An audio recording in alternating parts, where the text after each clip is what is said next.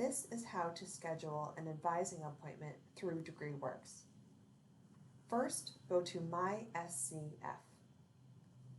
Then hover over Student. Go to Student Profile New. Click Student Profile.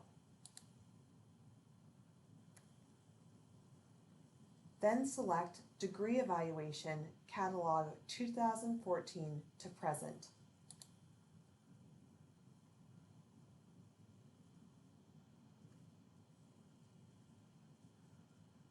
Your degree audit will appear.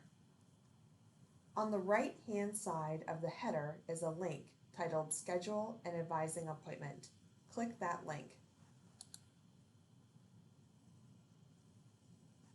If you are a current student, click the middle button and enter your credentials.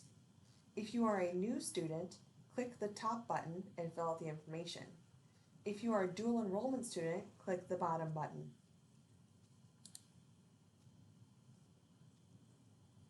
Follow the steps, fill in the information, and then hit Save Appointment. And that's it.